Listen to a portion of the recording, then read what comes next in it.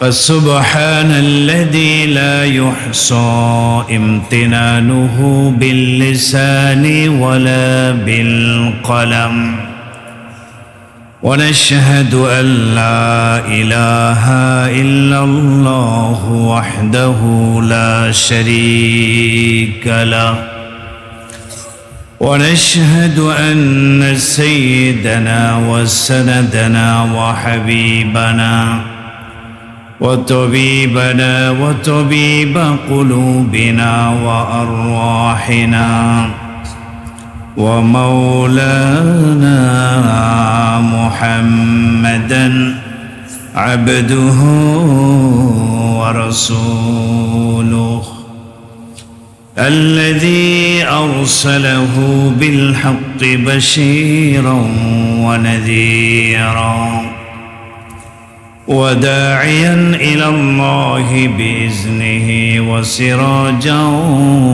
وقمرا منيرا أما بعد فقد قال الله تبارك وتعالى في كلامه المجيد وفرقانه الحميد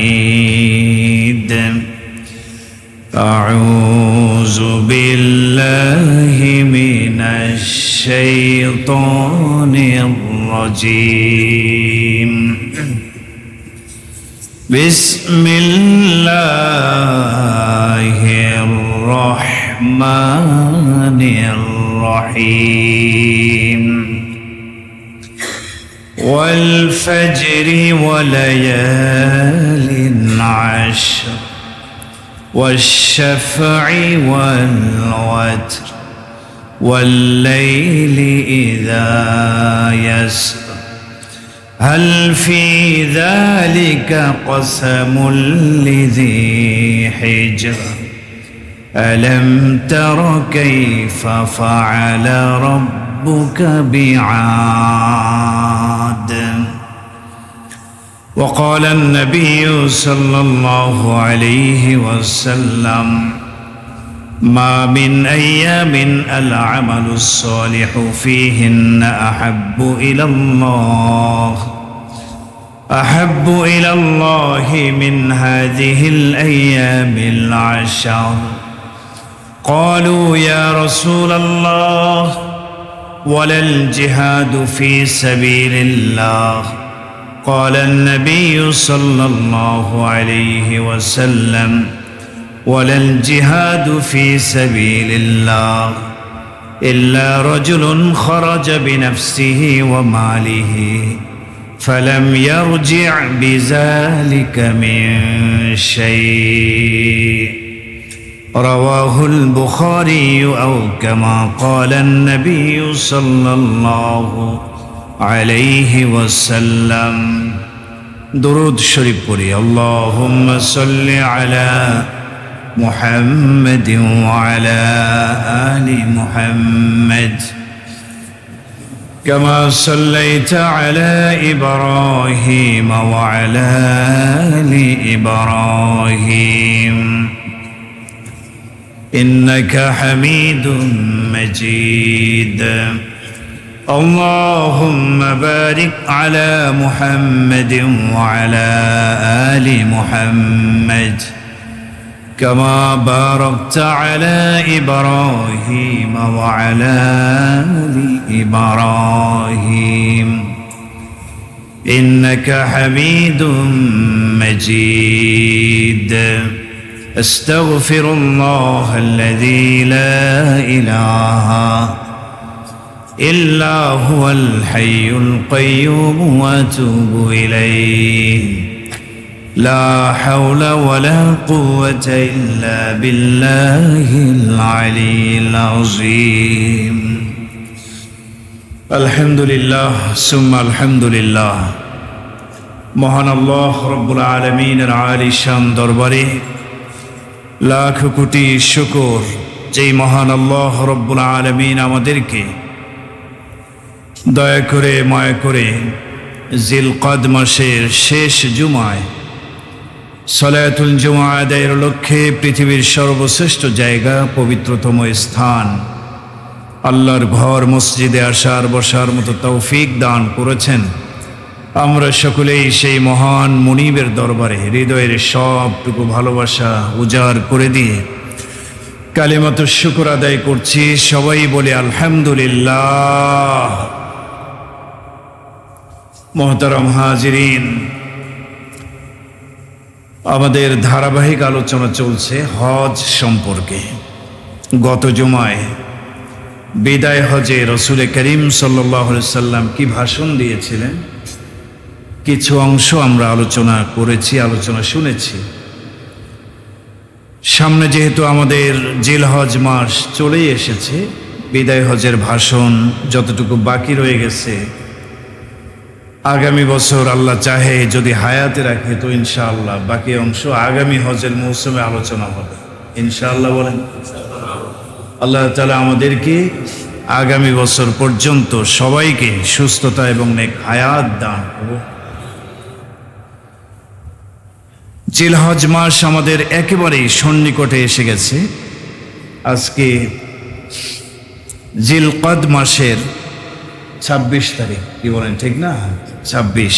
এ মাসটি যদি 29-এ হয় আর কয়দিন বাকি? 3 দিন। যদি 30-এ হয় তাহলে 4 দিন বাকি এ মাসের। এরপরেই শুরু হতে যাচ্ছে পবিত্র 4টি মাসের অন্যতম গুরুত্বপূর্ণ মাস জিলহজ মাস শুরু হতে যাচ্ছে।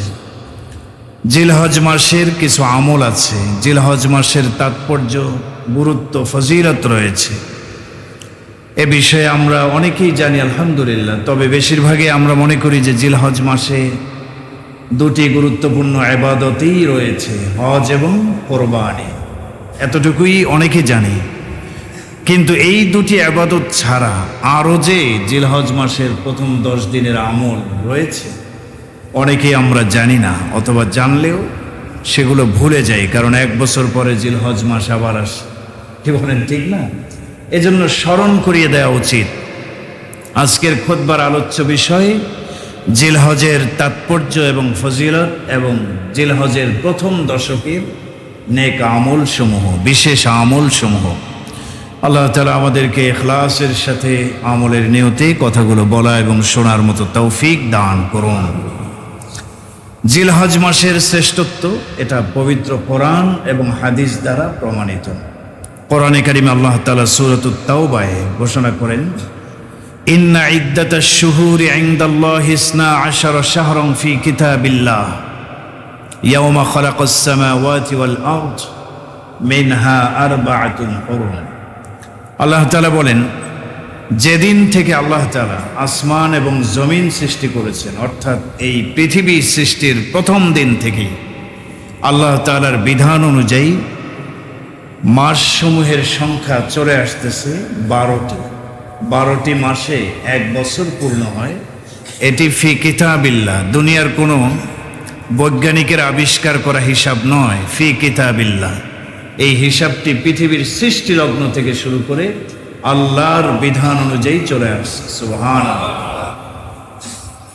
আল্লাহ তাআলা বলেন, এই 12টি মাসের মধ্যে মিনহা আরবাআতুন হুরুম, 4টি মাস সম্মানিত মাস।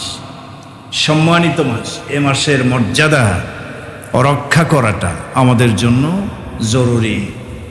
এই 4টি মাস কোন কোন মাস? রাসূল করিম সাল্লাল্লাহু আলাইহি সাল্লাম হাদিসের মধ্যে স্পষ্ট করে দিয়েছেন, ইন্নাজ জামানা ক্বাদ ইস্তাদারাকা হাইআতিহি ইয়াওমা খালাকাস সামাওয়াতি ওয়াল আরদ আস-সানাহ 12 শাহরা। 12টি মাসে বছর পূর্ণ হয়, এটি সৃষ্টির সূচনা লগ্ন থেকেই হিসাব। নবীজি বলেন, মিনহা আরবাআতুন হুরুম, এই 12টি মাসের মধ্যে 4টি মাস সম্মানিত মাস। সালাসুম মুতাওয়ালিয়াত, এই 4 সম্মানিত মাসের মধ্যে 3টি মাস পরস্পরে মিলিত মাস। সুবহানাল্লাহ, পরস্পরে মিলিত। যুলকাদা ওয়া যুলহিজ্জা ওয়াল মুহাররম, জিলকদ, জিলহজ এবং মুহাররম মিলিত পরস্পরে একের পর এক। আরেকটি মাস ওয়া রজব আল্লাযী বাইনা জুমাদা ওয়া শাবান, রজব মাস এর আগের মাস জুমাদাল উখরা, এর পরের মাস শাবান। শাবান এবং জুমাদাল উখরার মাঝামাঝি একটি মাস রজব। এই 4টি মাসকে আল্লাহ তাআলা বিশেষভাবে সম্মানিত করেছেন। সুবহানাল্লাহ করেন। তাহলে সম্মানিত 4 মাসের মধ্যে একটি মাস চলছে জিলকাদ, সামনে আরেকটি মাস আসতেছে আমাদের একেবারে সন্নিকটে জিলহজ মাস। এর পরের মাস মুহররম, এটিও সম্মানিত মাস। যুদ্ধ বিগ্রহ করা, এ মাসে ফিতনা ফাসাদ করা, এগুলি সম্পূর্ণরূপে হারাম। এ মাসের পবিত্রতা রক্ষা করে চলা আমাদের দায়িত্ব এবং কর্তব্য। জিলহজের পুরা মাসেই তো সম্মানিত মাস, যেহেতু 4 মাসের একটি সম্মানিত মাস। বাকি পুরা মাসের মধ্যে আবার প্রথম দশকের মর্যাদা সবচেয়ে বেশি। সুবহানাল্লাহ। প্রথম দশকের মর্যাদা অনেক বেশি। প্রথম দশকের ফজিলত বেশি। কোরআনেও এর ফজিলতের কথা আসছে। কোরআনে কারিমে একটি সূরা, সূরাতুল ফজর, এই সূরাতুল ফজরের মধ্যে আল্লাহ তাআলা 5টি বিষয়ের কসম করে একটি কথা বলেছেন। কি কি বিষয়ের কসম করেছেন? আল্লাহ বলেছেন ওয়াল ফাজরি, ফজরের সময়ের কসম, ওয়ালায়ালিন আশ, এবং 10 রাত্রির কসম। সুবহানাল্লাহ। এই 10 রাত্রি দ্বারা উদ্দেশ্য, সমস্ত মুহাদ্দিসিন মুফাসসিরিন ইকরাম একমত, জিলহজ মাসের প্রথম 10 দিনের 10 রাত উদ্দেশ্য। সুবহানাল্লাহ। এরপরে আল্লাহ তাআলা 3 নম্বর ওয়াশাফঈ, আরেকটি কসম করলেন। ওয়াশাফঈ, জোরের কসম। ওয়াল ওয়াতর, বেজোরের কসম। জোর এবং বেজোরের কসম। জোর দ্বারা উদ্দেশ্য কি? বিভিন্ন ব্যাখ্যা দিয়েছেন মুফাসসিরিনে কেরাম। প্রসিদ্ধ ব্যাখ্যা হলো, জোর দ্বারা উদ্দেশ্য হলো জিলহজের 10 তারিখ কোরবানির দিন। সুবহানাল্লাহ পড়েন। বেজোর দ্বারা উদ্দেশ্য হলো 9 তারিখ জিলহজের, বিশেষভাবে 9 তারিখ ইয়াউমু আরাফা, আরাফার দিন। সুবহানাল্লাহ। 9 তারিখ বেজোর, এরপরের দিন 10 তারিখ কোরবানির দিন জোর। তাহলে এই 10 দিনের মধ্যে আবার 9 তারিখের ফজিলত আলাদাভাবে প্রমাণিত হলো। সুবহানাল্লাহ। 9, 10 তারিখ। ওয়াল লাইলি ইযা ইয়াস, রাতের কসম, যখন তা গভীর হয়, শেষ রাতের বিশেষ মর্যাদা রয়েছে। এই 5টি কসম করে আল্লাহ তাআলা কি বুঝালেন? 2টা প্রশ্ন হয় এখানে। প্রশ্ন 2টার উত্তর দিয়ে আলোচনা সামনের দিকে নিয়ে যাব ইনশাআল্লাহ। প্রশ্ন 2টি হলো, আল্লাহ তাআলা কেন কসম করতে হবে, কেন কসম করবেন? দ্বিতীয়ত, কসম করার পরে আল্লাহ কি বলেছেন এখানে?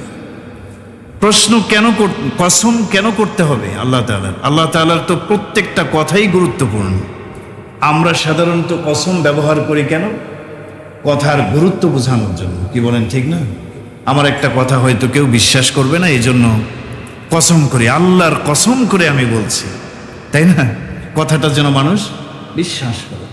তো আল্লাহ তাআলার তো প্রত্যেকটা কথাই, ওরে আহকামুল হাকিমিন হিসেবে ওনার প্রত্যেকটা কথাই বিশ্বাসযোগ্য। কেউ যদি বিশ্বাস না করে তার ঈমান থাকবে, তাহলে কেন কসম করতে হবে? ওনার কথা বিশ্বাস করানোর জন্য কসম করাতে হবে?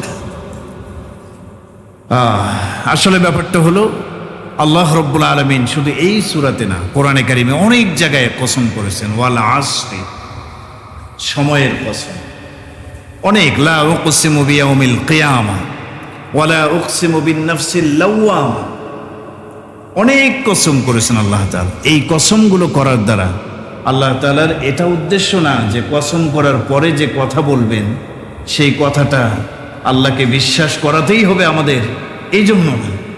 বরং কসম করার দ্বারা উদ্দেশ্য হলো, যেই যেই জিনিসগুলোর নাম ধরে ধরে আল্লাহ তাআলা কসম করবেন, ওই জিনিসগুলো একটু স্পেশাল, ফজিলতপূর্ণ এবং মর্যাদাপূর্ণ। সুবহানাল্লাহ।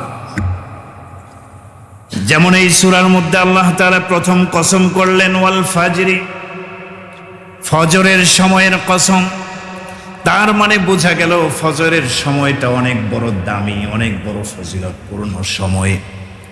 হাদিসের মধ্যে আসছে, আল্লাহ রাব্বুল আলামিনের রাসূল মুহাম্মদ রাসূলুল্লাহ সাল্লাল্লাহু আলাইহি ওয়াসাল্লাম বলেছেন, ফজরের সময়ের দাম কত বেশি। রাকাআতুল ফাজরি খায়রুম মিনাদ দুনিয়া ওয়া মা ফিহা, নবীজি বলেন ফজরের এই সময়ে ঘুমায় না থেকে যদি কোনো আল্লাহর বান্দি ফজরের সময়ে উঠে যায়, উঠে 2 রাকাত সুন্নত আদায় করে, এই 2 রাকাত সুন্নতের দাম খায়রুম মিনাদ দুনিয়া ওয়া মা ফিহা, দুনিয়ার সব কিছুর চেয়ে ফজরের 2 রাকাত সুন্নতের দাম অনেক বেশি। ফজরের সময়টা অত্যন্ত গুরুত্বপূর্ণ, আল্লাহ কসম করেছে। ফজরের সময়ের দাম কত বেশি।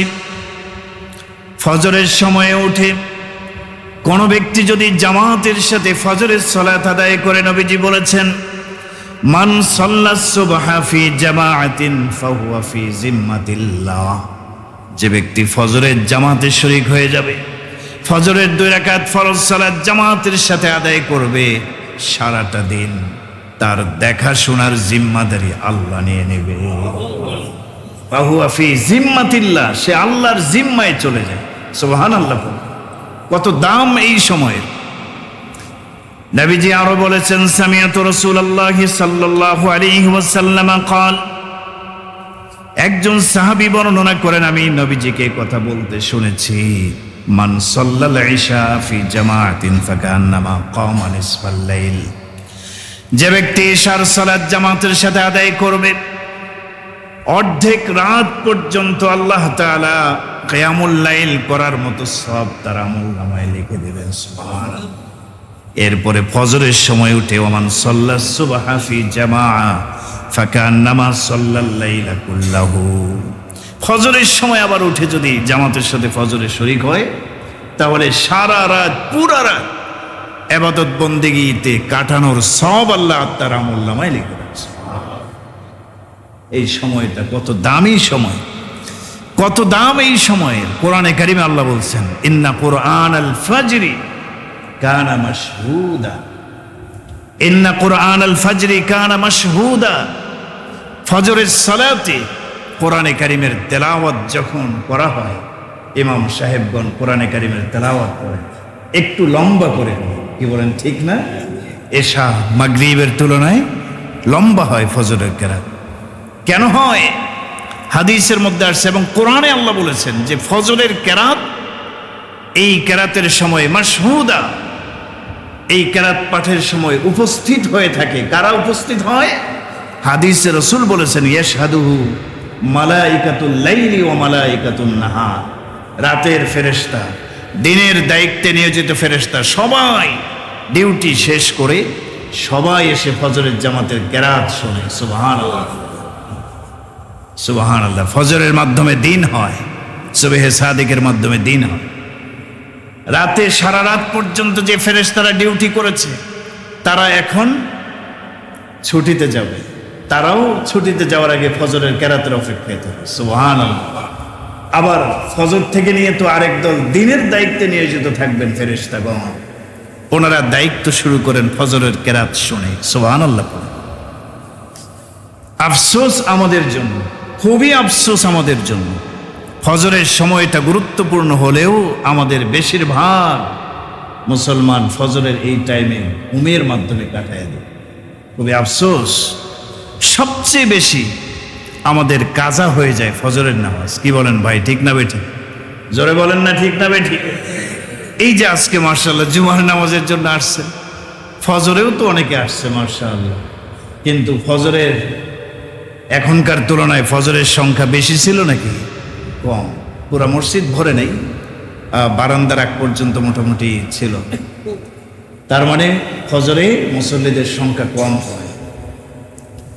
আমার প্রিয় ভাইয়েরা, ফজরের নামাজ যে ব্যক্তি জামাতের সাথে পড়বে, সে সারাটা দিন একটা অন্যরকম অনুভূতি উপভোগ করবে, একটা শান্তি সে পাবে সারাটা দিন, যে শান্তিটা প্রকৃতপক্ষে বেনামাজি যে ফজর পড়ে নেই সে পাবে না।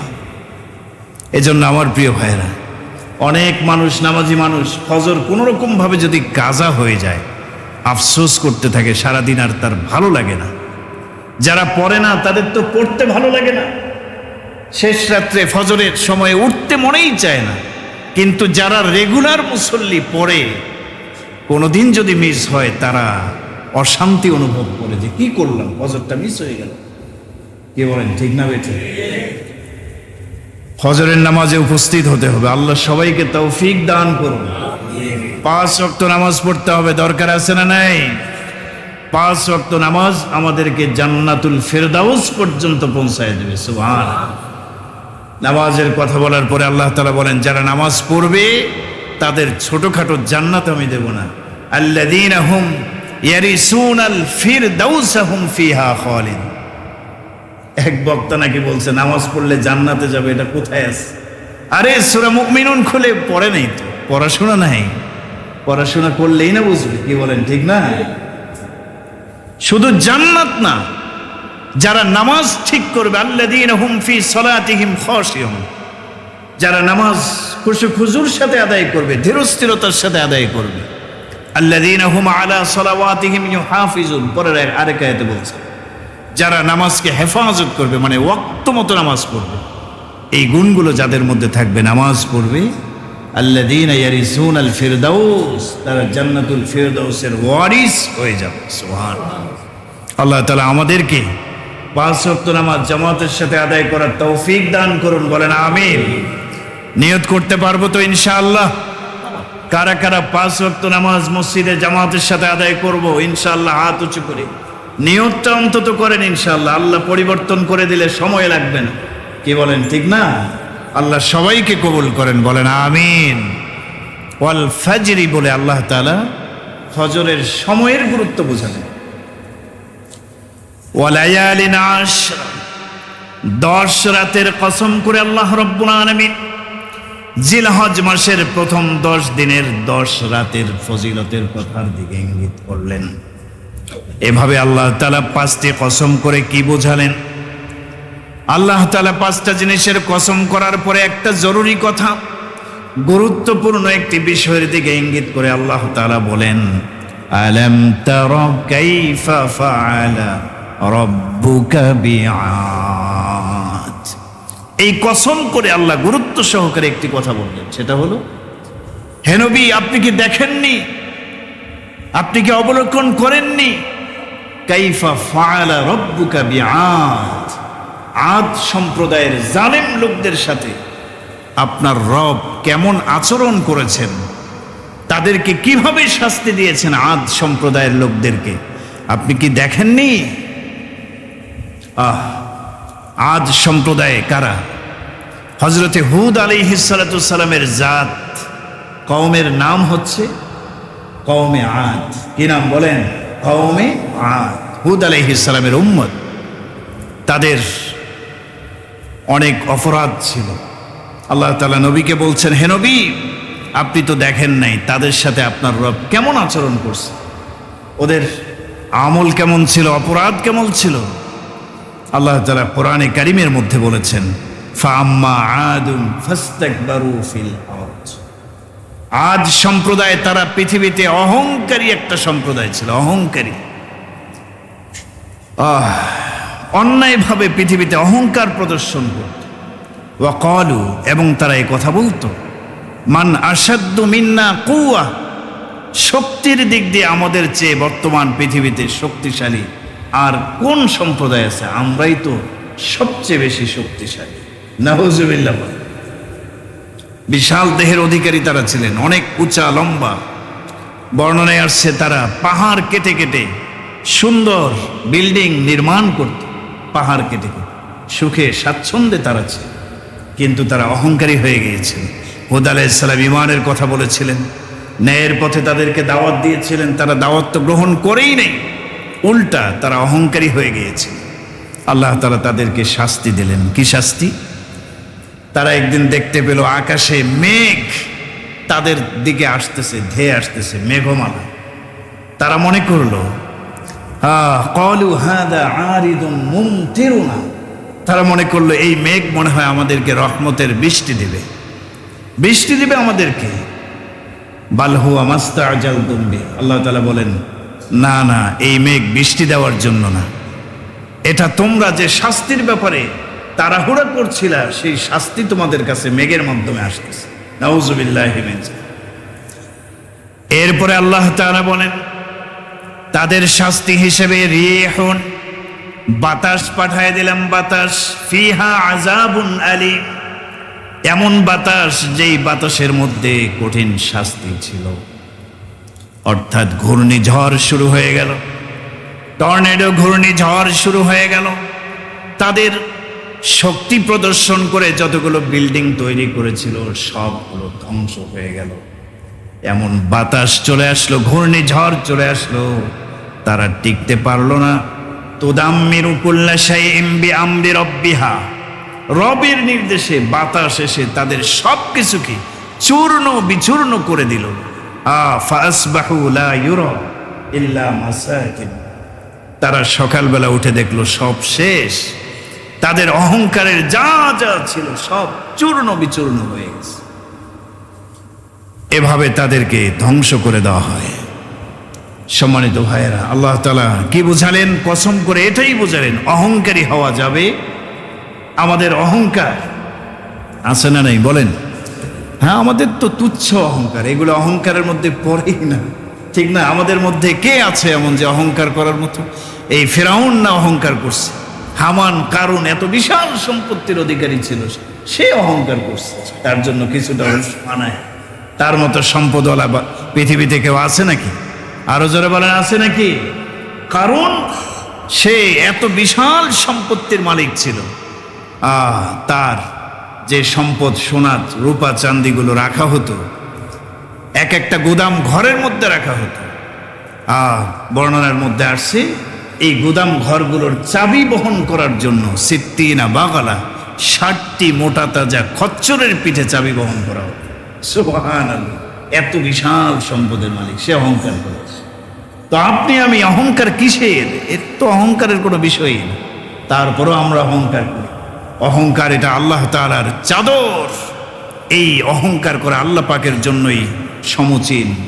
দুনিয়ার কোনো মানুষ অহংকার করতে পারে না, কারণ আজকে আমরা আছি, কালকে নাও থাকতে পারে। আজকে আমাদের সম্পদ অনেক, মুহূর্তের মধ্যে সম্পদগুলো ধ্বংস হতে পারে কিনা বলেন? তো কিসের অহংকার? অহংকারী হওয়া যাবে না। আদ সম্প্রদায় অহংকার করেছিল, আল্লাহ তাদের শিক্ষা দিয়েছেন, দুনিয়াতে শাস্তি দিয়ে ধ্বংস করে দিয়েছেন। তো এখানে আল্লাহ তাআলা 10টি রাতের কসম করেছেন, এবং জোর বেজোর, জোর মানে 10 তারিখ 10 জিলহজ, বেজোর মানে 9 জিলহজ, আরাফার দিন বিশেষভাবে। তো আরাফার দিনও তো জিলহজের 10 দিনের একটা দিন, কোরবানির 10 তারিখ দিন, এদিনও তো জিলহজের একটা দিন, প্রথম দশকের একটি দিন। তো বোঝা গেল জিলহজ মাসের প্রথম দশক একটু আলাদা, প্রথম দশকের মর্যাদা অনেক বেশি, এত ফজিলতপূর্ণ যে ওলামায়ে কিরামের মধ্যে একটা ইখতিলাফ তৈরি হয়ে গেছে। মুহাদ্দিসিনে কিরাম বলেন যে রমাদানের শেষ দশক, যেই শেষ দশকে লাইলাতুল কদর থাকার কারণে রমাদানের শেষ দশকের দাম বেড়ে গেছে। এখন ওই শেষ দশক উত্তম নাকি জিলহজের প্রথম 10 দিন প্রথম দশক উত্তম, এটা নিয়ে ওলামায়ে কিরামদের মধ্যে মতভেদ। অনেকে বলেছেন যে জিলহজ মাসের এই দশক, প্রথম দশক রমাদানের শেষ দশকের চেয়ে উত্তম। সুবহানাল্লাহ বলো। তবে প্রসিদ্ধ কথা হলো, বুখারী শরীফের ভাষ্যকার যিনি ব্যাখ্যা করেছেন মোল্লা আলী কারি রহিমাহুল্লাহ, উনি লিখেছেন যে মিন ওয়াজহিন মানে একদিক থেকে রমাদানের শেষ দশক শ্রেষ্ঠ, আরেক দৃষ্টিকোণ থেকে জিলহজের প্রথম দশক শ্রেষ্ঠ। সুবহানাল্লাহ। কোন দিক থেকে? কয় যেহেতু রমাদানের শেষ দশকে লাইলাতুল কদর আসে বেজর রাত্রিগুলো, আর লাইলাতুল কদর তো রাতে হয় নাকি দিনে? রাতে। তো রাত হিসেবে রমজানের শেষ দশক শ্রেষ্ঠ। সুবহানাল্লাহ বলে। আর জিলহজের প্রথম দশকে যেহেতু আরাফা আছে দিনের বেলা, আবার কোরবানিও দিনের বেলা, অতএব দিন হিসেবে প্রথম দশক, জিলহজের প্রথম দশক শ্রেষ্ঠ। সুবহানাল্লাহ বলে। তাহলে কোনোটাই কম না। তো আমাদের সামনে এরকম 10 দিন আসতেছে, জিলহজ এর প্রথম দশক আসতেছে, আমরা প্রত্যেকেই এখন থেকে প্রস্তুতি গ্রহণ করতে পারি যে ইনশাআল্লাহ এই দশক জিলহজের প্রথম 10 দিন ইবাদত বন্দেগীর মাধ্যমে আমি কাটায় দেব ইনশাআল্লাহ। তাআলা আমাদের তৌফিক দান করুন, বলুন আমিন। এই 10 দিনের ফজিলত কি রাসূল বলেছেন, মা মিন আইয়ামিন আল আমালুস সালিহু ফীহিন্না হাব্বু ইলাল্লাহ মিন হাযিহিল আইয়ামিল আশর। নবীজি বলেন আল্লাহ পাকের কাছে এই 10 দিনের নেক আমল এত বেশি প্রিয়, এরকম প্রিয় বছরের অন্য কোনো দিনের নেক আমল নয়। সুবহানাল্লাহ পড়েন। তার মানে এই 10 দিনের নেক আমল আল্লাহ পাকের কাছে সবচেয়ে বেশি প্রিয়। সাহাবায়ে কেরাম প্রশ্ন করলেন, ইয়া রাসূলুল্লাহ ওয়ালাল জিহাদু ফি সাবিলিল্লাহ, আল্লাহ রাস্তায় জিহাদ করার তো অনেক ফজিলত, তো এই 10 দিনের নেক আমল কি জিহাদের মতো গুরুত্বপূর্ণ ইবাদতের চেয়েও বেশি? তো নবীজি বললেন, হ্যাঁ, ওয়ালাল জিহাদু ফি সাবিলিল্লাহ, জিহাদের চেয়েও এই 10 দিনের নেক আমলের সব ফজিলত আল্লাহ পাকের কাছে বেশি। সুবহানাল্লাহ। তবে রাসূল একটা বিষয়কে ইস্তেসনা করেছেন, পৃথকভাবে বলেছেন যে ইল্লা রাজুলুন খারাজা বিনাফসিহি ওয়া মালিহি ফালাম ইয়ারজি' বিযালিকা মিন শাই, তবে আল্লাহর যেই মুজাহিদ জিহাদের উদ্দেশ্যে জান মাল নিয়ে রওনা করেছে এবং সে আল্লাহ রাস্তায় জিহাদ করতে করতে শহীদ হয়ে গেছে আর ফিরে আসে নাই, ওই শহীদের মর্যাদা তো ভিন্ন, তার মর্যাদার তুলনাই হয় না। সুবহানাল্লাহ। তো কি বোঝা গেল? এই 10 দিনের আমল অনেক বেশি প্রিয়। এই 10 দিনের মধ্যে আবার একটি দিন আছে 9 জিলহজ, আরাফার দিন। এই দিনের ফজিলত আবার আরো বেশি। হযরত আনাস ইবনে মালিক রাদিয়াল্লাহু তাআলা আনহু থেকে রওয়ায়াত, তিনি বলেছেন কানা ইউকালু ফি আইয়ামিল আশর বিকুল্লি ইয়াউমিন আলফু ইয়াউম ওয়া ইয়াউমু আরাফা আশারাতু আলাফ ইয়াউম। নবীজি বলেছেন এই হাদিসে যে জিলহজের প্রথম 10 দিনের প্রত্যেকটা দিন 1000 দিনের সমান। সুবহানাল্লাহ বলেন। মানে একদিন ইবাদত করবেন তো 1000 দিন ইবাদত করার সমান সওয়াব আল্লাহ দিবেন। সুবহানাল্লাহ। এরপরে রাসূল বলেন ওয়া ইয়াউমু আরাফা আশারাতু আলাফ ইয়াউমিন, আর আরাফার যেই দিনটা আছে না, আরাফার দিন 9 তারিখ, এই দিনটা 1000 না বরং অন্যান্য 10,000 দিনের মতো সমান। সুবহানাল্লাহ, সুবহানাল্লাহ। তো আরাফার দিনের ফজিলত অনেক বেশি। এই দিনে রোজা রাখলে পূর্বের 1 বৎসরের গুনাহ আল্লাহ তাআলা মাফ করে দেন, এবং পরের কারো যদি 1 বছর সগীরা গুনাহ হয়েও যায় কোনো কারণে, আগের এবং পরের 1 বছরের গুনাহ আল্লাহ তাআলা মাফ করে দেন। সুবহানাল্লাহ। তো এই তারিখের ফজিলত অনেক বেশি। জিলহজ মাস আমাদের সামনে আসতেছে। এই 10 দিনের বিশেষ কিছু আমল রয়েছে, আমলের একটা তালিকা আপনাদের সামনে দেওয়ার চেষ্টা করব। আমরা প্রত্যেকেই নিয়ত করি ইনশাআল্লাহ এই 10 দিন এই বিশেষ আমলগুলোর প্রতি অবশ্যই গুরুত্ব দেব ইনশাআল্লাহ। পড়েন সবাই। হ্যাঁ, 1 নম্বর আমল হলো এই 10 দিনে বেশি বেশি জিকির করার কথা আল্লাহ তাআলা কোরআনেই বলেছে। সুবহানাল্লাহ। পড়েন সূরা হজের মধ্যে আল্লাহ তাআলা বলেন ওয়ায়াজকুরু ইসমাল্লাহি ফি আইয়ামিন মা'লুমাতিন আলা মা রাযাকাহুম মিন বাহিমাতিল আনআম। আল্লাহ তাআলা তোমাদেরকে যে রিজিক দিয়েছেন, কোরবানির রিজিক, এটার শুকরিয়া হিসেবে তোমরা এই দিনগুলোতে, বিশেষ দিনগুলোতে তোমরা আল্লাহ তাআলাকে বেশি বেশি স্মরণ করো। সুবহানাল্লাহ। তো আল্লাহকে স্মরণ করার অর্থ হলো আমরা ইবাদত বন্দেগীতে মনোনিবেশ করব। আল্লাহকে স্মরণ করার অর্থ হলো আল্লাহর কোরআন বেশি বেশি তেলাওয়াত করব। আল্লাহকে স্মরণ করার অর্থ হলো সুবহানাল্লাহ, আলহামদুলিল্লাহ, আল্লাহু আকবার, এই জিকিরগুলো এই 10 দিন বেশি বেশি করব। আল্লাহ সবাইকে তৌফিক দান করুন। 2 নম্বর বিশেষ আমল হলো 9টি রোজা রাখা। প্রথম জিলহজের একদম 1 তারিখ থেকে নিয়ে 9 তারিখ সহ। 10 তারিখে রোজা রাখা যাবে না, 10, 11, 12 3 দিন, তাই না? 10, 11, 12, 13 এখানে আইয়ামে তাশরিকের 3 দিন সহ মোট 5 দিন পুরা বৎসরে রোজা রাখা হারাম। 2 ঈদের 2 দিন, আইয়ামে তাশরিকের 3 দিন, অর্থাৎ ওই যে তাকবীর পড়তে হয় যে দিনগুলোতে কোরবানির পরে 9 তারিখ থেকে শুরু হবে, এটা আলোচনার সামনে আসতেছে। তো এই তারিখগুলো ছাড়া, অর্থাৎ 9 তারিখ সহ 1 তারিখ থেকে 9 তারিখ পর্যন্ত মোট 9টি রোজা সম্ভব হলে রাখা। এই 9টি রোজা আমরা রাখবো ইনশাআল্লাহ। রাসূল বলেছেন ইয়াদিলু সিয়ামু কুল্লি ইয়াউমিন মিনহা বিসিয়ামি সানা। এই 9 দিনের প্রত্যেকটা দিন কোনো ব্যক্তি যদি রোজা রাখে, 1 দিনের ফজিলত হলো বিসিয়ামি সানাতিন, 1 বৎসর রোজা রাখার সমান সওয়াব। সুবহানাল্লাহ। তো এত ফজিলতের দিনগুলো আসতেছে, আমরা সম্ভব হলে 9টি রোজা রাখবো। যদি সম্ভব না, নফল রোজা অনেকে রাখতে কষ্ট হয়, কমপক্ষে 1টি রোজা আমরা রাখবো ইনশাআল্লাহ। 9 তারিখ জিলহজের কয় তারিখ বলেন? 9 তারিখ আরাফার দিনের রোজা এটা রাখবো। এটার ব্যাপারে হাদিস আসছে, রাসূল বলেছেন সিয়ামু ইয়াউমি আরাফা ইন্নী আহতাসিবু আলাল্লাহ আন ইউকাফফিরা আস-সানাতা আল্লাতী ক্বাবলাহু ওয়াস-সানাতা আল্লাতী বা'দাহু। একটি রোজা কেউ যদি রাখে, অর্থাৎ জিলহজের 9 তারিখের আরাফার দিনের রোজা, এর ফজিলত কি? রাসূল বলেন আমি আল্লাহ তাআলার রহমতের প্রতি দৃঢ় আস্থা রেখে এই কথা বলতে পারি, আল্লাহ তার 1 বৎসরের পূর্বের এবং 1 বৎসরের পরের গুনাহ মাফ করে দেবেন। সুবহানাল্লাহ, সুবহানাল্লাহ। বলে আগের গুনাহ তো মাফ করবেন, ঠিক আছে, 1 বৎসর পরে গুনাহ, তার মানে কি 1 বছরের পরে আমি গুনাহ করব কি না? হ্যাঁ, করলেও আল্লাহ তাআলা মাফ করবেন, তাহলে গুনাহ করব, বিষয়টা কি এরকম নাকি?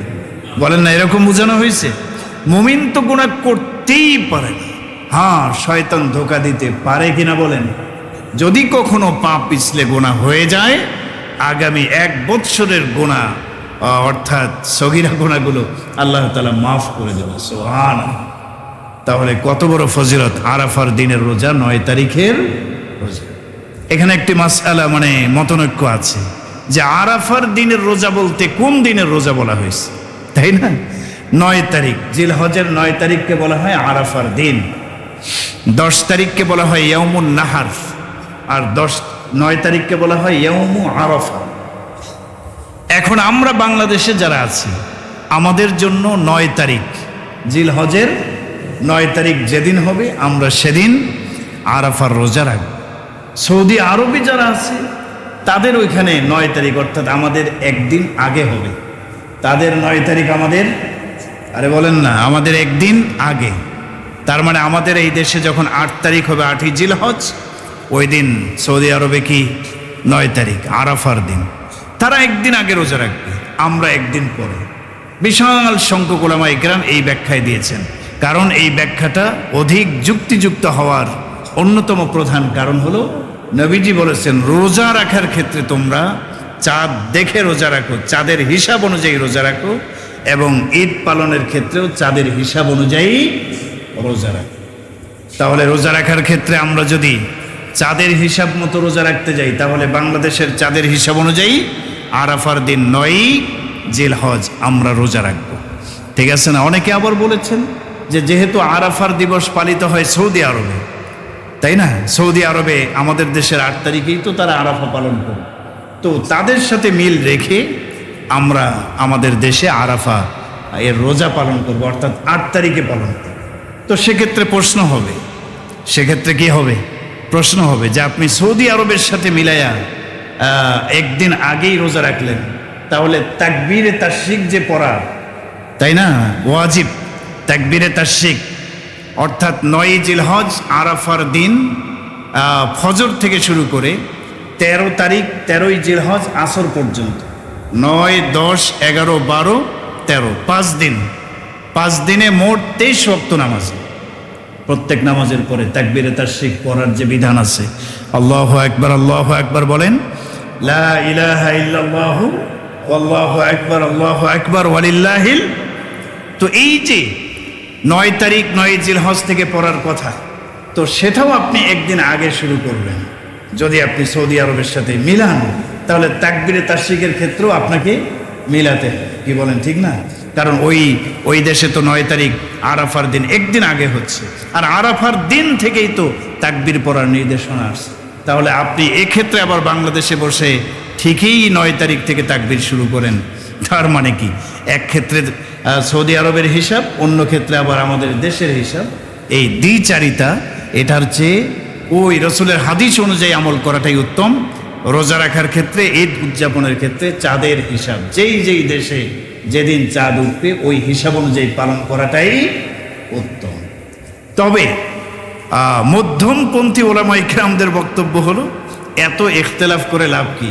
প্রথম দশকের প্রত্যেকটা দিনেই যেহেতু গুরুত্বপূর্ণ ফজিলতের, তো আপনি 8 তারিখেও রাখেন, 9 তারিখেও কি রাখেন, আপনার দেশের হিসাব অনুযায়ী 8ই জিলহজ 9ই জিলহজ 2 দিন রাখেন, সমস্যা কি? 2 দিনের মধ্যে তো কোনো দিন মিস হবে না, আরাফা থেকে যে কোনো একদিন হয়েই যাবে। তো আমরা ইনশাআল্লাহ চেষ্টা করব অন্তত পক্ষে 2টা রোজা রাখবো, ঠিক আছে না? 8, 9 বলেন, কত জিলহজের 8 এবং 9, 2টা রোজা রাখলে সৌদি আরবের হিসাব মতো আরাফা পেয়ে যাব, বাংলাদেশের হিসাব মতেও কি আরাফার ফজিলত আমরা পেয়ে যাব ইনশাআল্লাহ। বেশি ইখতিলাফের দিকে যেতে নাই। ওলামায়ে কেরামদের মতনৈক্য আছে, থাকবে, কিয়ামত পর্যন্ত মতভিন্নতা থাকবে। এ নিয়ে আমাদের দেশে কিলাকিলি মারামারিও আছে। কি বলেন, আছে না নাই? ওদিকে রোজাই রাখে না, খবর নাই, কিন্তু মাসালা নিয়ে আবার কিলাকিলি। আল্লাহ তাআলা আমাদের সবাইকে হেফাজত করুন, বলুন আমিন। তাহলে আরাফার দিনে রোজা রাখবো, এটি জিলহজের অন্যতম একটি আমল। এরপরে 4 নম্বর আমল হলো, 5 নম্বর আমল হলো যারা কোরবানি পেশ করব, অবশ্যই তাদের জন্য তো ওয়াজিব এই আমলটা। রাসূল করিম সাল্লাল্লাহু আলাইহি ওয়াসাল্লাম বলেছেন, ইদা দাখালাল আশারুল আউয়াল ফাআরাদা আহাদুকুম আন ইউযাহিয়া ফালা ইয়ামাসসা মিন শা'রিহি ওয়ালা মিন বাশারিহি শাইআ। যারা কোরবানি পেশ করবে তাদের জন্য রাসূল আমল দিয়েছেন যে জিলহজ যখন দাখিল হবে, মানে শুরু হবে, এর আগেই চুল, নখ, মোচ, অবাঞ্ছিত লোম এগুলি আগেই কেটে ফেলতে হবে ইনশাআল্লাহ। তার মানে এই জিলহজ যখন শুরু হবে, এরপরে এই 10 দিনে খুর লাগানো যাবে না, চুলে, মোচে, নখে, অবাঞ্ছিত লোমে খুর কার্য সম্পাদন করা যাবে না। কেন যাবে না? এটার একটা তাৎপর্য হলো, হাজী সাহেবগণ যারা এই কয়েকদিনে তারা এহরাম অবস্থায় থাকে, এহরাম অবস্থায় তাদের খুর লাগানো, নখ কাটা, চুল কাটা এগুলি জায়েজ না, এগুলি হারাম। তো তাদের সাথে মিল রেখে আমরাও এই আমলটা করব। বিশেষ করে যারা কোরবানি পেশ করার নিয়ত করেছেন অবশ্যই এই আমল করবেন। যাদের উপর কোরবানি ওয়াজিব হয়নি, আপনাদের জন্য একটা সুসংবাদ আছে। আল্লাহর নবীর একজন সাহাবী প্রশ্ন করেছিলেন, নবীজিকে প্রশ্ন করেছিলেন যে, ওগো আল্লাহর নবী, কোরবানি পেশ করার মতো পশু আমার নাই, অর্থাৎ আমি সামর্থ্যবান না, আমার জন্য আমল কি? নবীজি বলছেন, ওয়ালাকিন তাখুযু মিন শা'রিকা ওয়া আযফারিকা ওয়া তাকুসসু শারিবাকা ওয়া তাহলিকু আনাতাকা। অর্থাৎ তুমি এই 10 দিনে খুর ব্যবহার করবে না, খুর লাগাবে না, চুলে, নখে, অবাঞ্ছিত লোমে এগুলোতে খুর লাগাবে না, বিরত থাকবা। ফাতিলকা তামামু উযহিয়াতিকা ইনদাল্লাহ। তোমার এই আমলের ওসিলায় আল্লাহ তাআলা পূর্ণ কোরবানির সওয়াব তোমাকে দান করবে।